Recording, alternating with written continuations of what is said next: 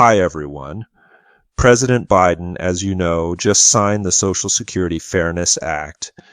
This is actually a good thing for many who have been affected by these two laws, the windfall elimination provision and the government pension offset.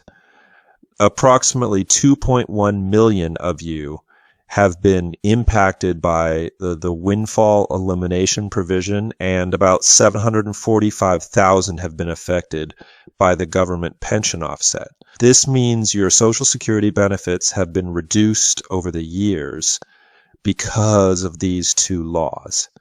It's due to having government pensions from public sector jobs, which affected your ability to receive full Social Security benefits, or in some cases receive no benefits at all. However, the Social Security Fairness Act is now law, removing these two provisions. So, this is good news, right?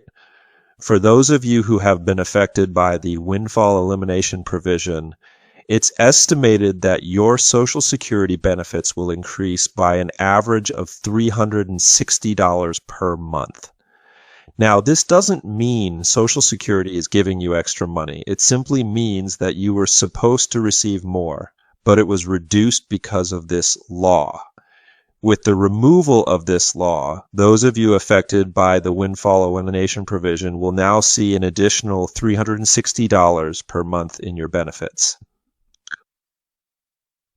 And for those of you who have been affected by the government pension offset, the average increase in your benefits will range from $700 to $1,190 per month. This law will also apply retroactively, meaning that for those impacted by these two laws, when Social Security processes and works on these cases, they will provide back pay starting from January 2024.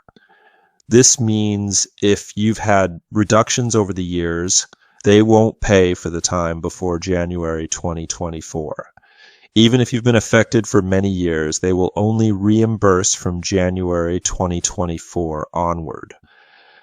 Since this law has just been approved and signed, it will take time for Social Security to clarify and begin processing cases.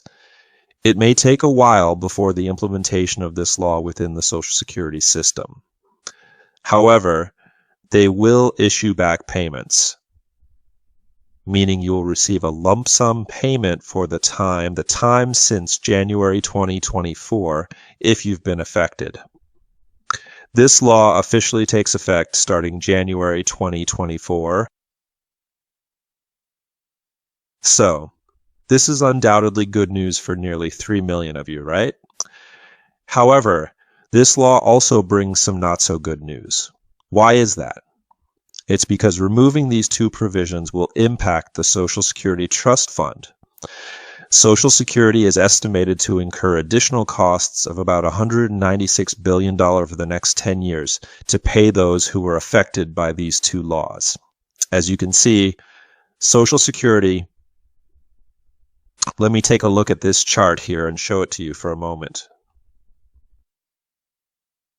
All right, if we look at this chart, you can see that Social Security is currently estimated to have enough funds to pay 100% of benefits for retirees, spousal benefits, and survivors' benefits only until 2033. If no improvements are made by 2034, there will only be enough to pay 79% of those benefits. This specifically applies to retirement, spousal, and survivors' benefits. Disability benefits under the SSDI program, however, are not affected by this. The SSDI program is projected to have sufficient funds to operate until at least 2098. But when it comes to retirement, spousal, or survivors benefits, right now, there isn't enough funding to continue paying in full. Now, with the Social Security Fairness Act becoming law, taking out an additional $196 billion over the next 10 years to cover those impacted by the elimination of these two provisions will accelerate the depletion of the fund by 6 months. This means that instead of running short in 2034, it will now happen in 2033.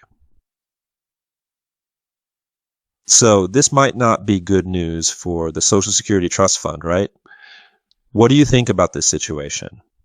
It's possible that in the future, the Social Security program could introduce some changes to bring more money into the trust fund, don't you think?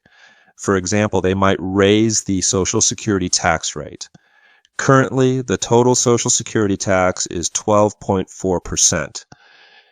In the future, this rate could be increased to bring more funds into the Social Security Trust Fund. And they might also increase the taxable income cap for Social Security. In 2025, only earnings up to $176,100 are subject to Social Security taxes. Anything above that is not taxed for Social Security purposes. Another possibility is that they could expand the types of income subject to Social Security taxes. Right now, only earnings from employment are taxed, but in the future, they might include income from investments or other sources as well. Doing this could bring more money into the Social Security Trust Fund.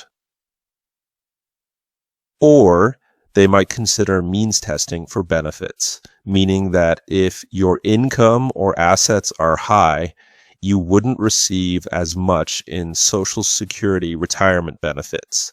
This approach could potentially reduce payouts for those with higher incomes or significant assets, helping to preserve the Social Security Trust Fund.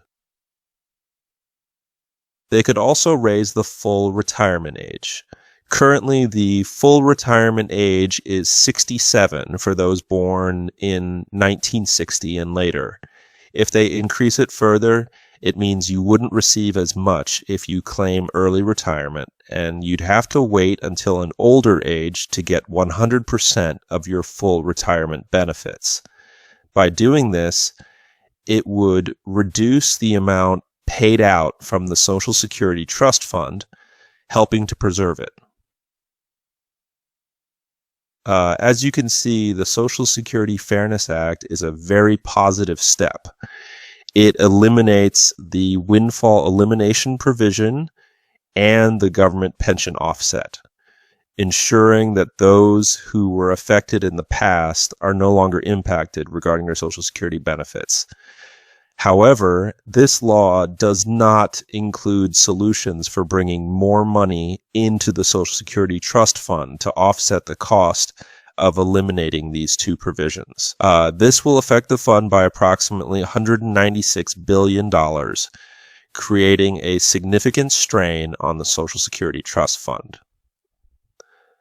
That's just a bit of what I wanted to share in this video. I'll see you in the next one. Goodbye.